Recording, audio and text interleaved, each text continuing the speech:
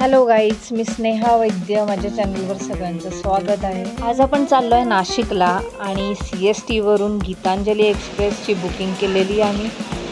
सकाळी 6 वाजता ट्रेन निघणार होती, जी लेट होऊन 8:05ला निघाली। फायनली उशीर झाला असला तरी खूप सुंदर वातावरण आहे।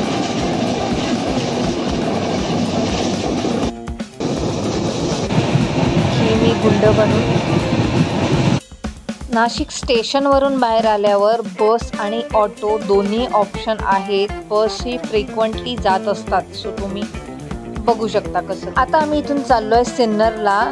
साधारण 1 तासाचा रस्ता आहे, पण रस्ते खूप छान आहे। लंचसाठी जय मल्हारला आलो आहे। ओकेश असं ॲम्बियन्स आहे इकडचं।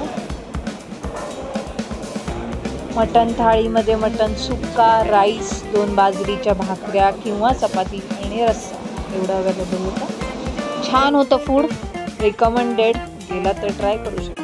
आपण आलो एक गोंदेश्वर मंदिरात। 12व्या शतकातील मंदिर आहे। हेमाडपंथी बांधकाम आहे ह्याचं। गुलाबी वेसिक्युलर खडकापासून बनवलं आहे, त्यामुळे ह्याला गुलाबी, नॅचरल गुलाबी रंग मिळाला। या खडकाची लवकर झीज होते आणि ह्याच्यावर कोरीव काम करणं कठीण असतं।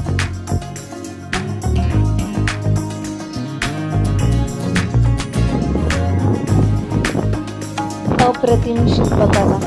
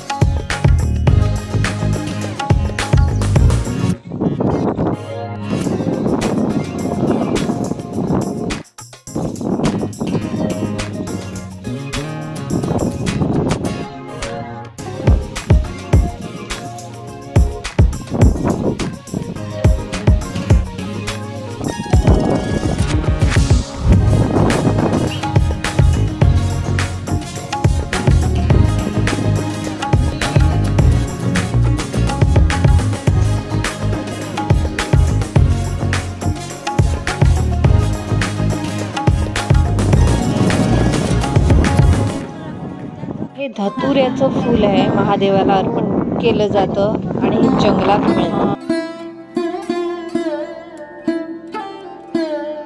नाशिक नीलकंठेश्वर मंदिर, रामकुंड, गोदावरी घाट,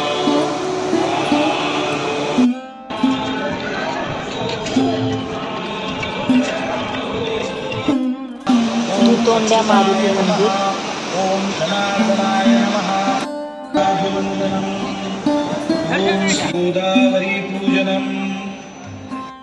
रोज संध्याकाळी 6:30 वाजता गोदावरी घाटात पूजा होते।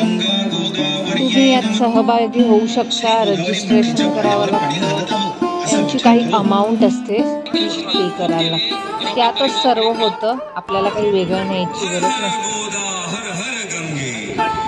खूप छान सोहळा होता हा, पूजा बघण्यासारखी होती।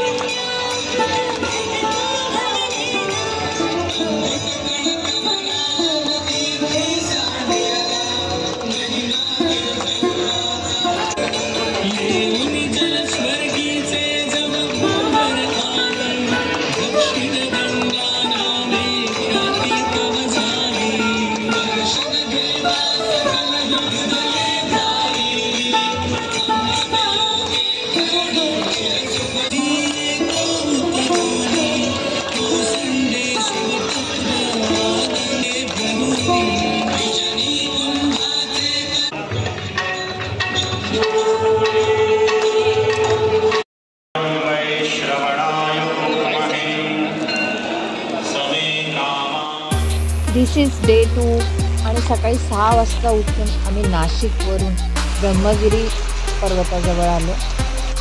जवळजवळ पाऊण तासाचा रस्ता होता। आता पायथ्यापासून स्टार्ट करतोय आम्ही। खूप पाऊस होता, खूप। आम्ही लवकर आलो असल्यामुळे ट्रेकिंगसाठी हार्डली म्हणजे कोणीतरी दिसलं आम्हाला। बट क्लायमेट ऑसम अँड पाऊस अमेझिंग। असं रीलमध्येच बघितलेलं मी, आज प्रत्यक्षात बघते.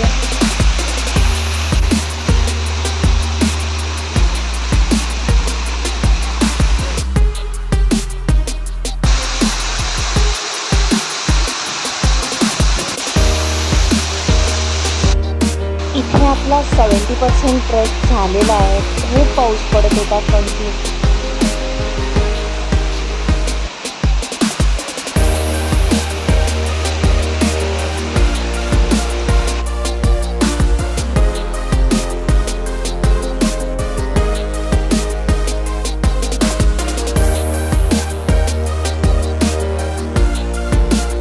आता आपण टॉपवर पोहोचलो आहे. भरपूर हवा पाऊस चालू आहे.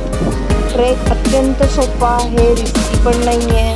मी बरेच ट्रेक केले असल्याने मला सवय आहे ट्रेकिंगची. इथे पुढे शंकराने जटा आपटल्याच्या खुणा आहेत. फार हवा आणि पाऊस असल्यामुळे तिथे जाणं शक्य नव्हतं, पण वरचा नजारा एक नंबर आहे. Totally worth.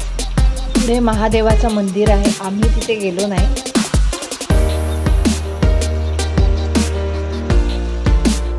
उतरल्यावर पुढे वॉकिंग डिस्टन्सवरच त्र्यंबकेश्वर मंदिर आहे. आधी गोदावरी नदीत आंघोळ करून नंतर मग मंदिरात जाण्याची प्रथा आहे.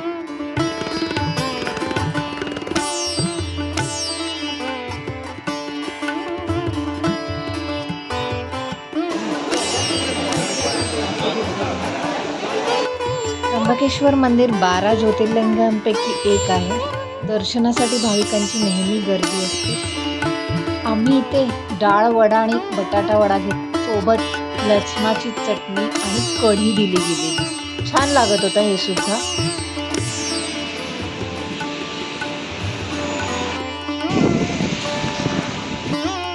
तिथूनच जवळ अंजनेरी हनुमान मंदिर आहे.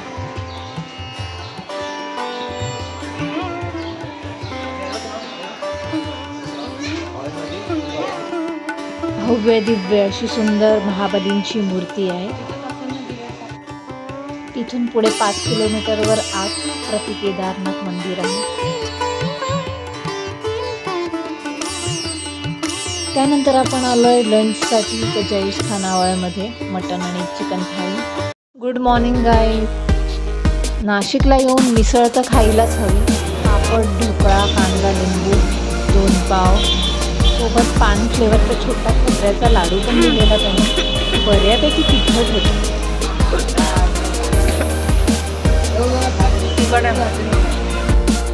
दही सुद्धा देतात तिखट लागल्यासारखं. रोडवरच आहे हा स्टॉल. येथे काकांची एनर्जी खूप जबरदस्त होती.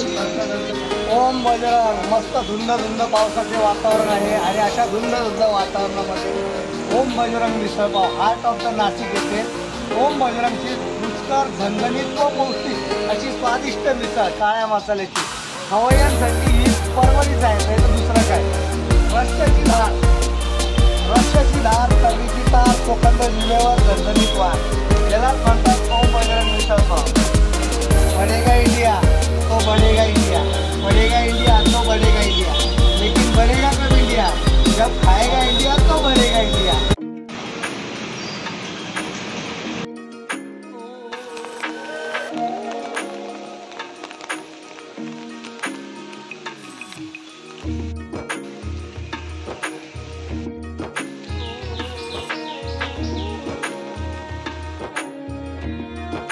पाइनएप्पल ज्यूस विथ आईस्क्रीम इथे फेमस. आपण ट्राय करायला आलो. ओके वाटलं हे मला. खूप स्वीटनर आहे ह्याच्यात. काय खूप ओके. सकाळचे 11 वाजले आणि हा नजारा बघा. थोडं पाण्याखाली गेलं आहे. चलो वी आर गोइंग बॅक. पण सुंदर आहे क्लायमेट. नेक्स्ट डेचा हा व्हिडिओ मिळाला आहे मला की आम्ही आलो रिटर्न आणि पूर आला. तिकडे नाशिकमध्ये पहिला पूर आला आहे हा. तोंड्या मारुतीच्या छातीपर्यंत पाणी भरलेलं आहे. पाण्याची पातळी वाढल्यामुळे धरणातलं पाणी सोडलं याने. हेच उभं राहून आपण आरती बघितलेली आणि आत्ता ते सर्व पाण्याखाली. वेगळा एक्सपिरियन्स होता खूप. पण मी घरी पोचले.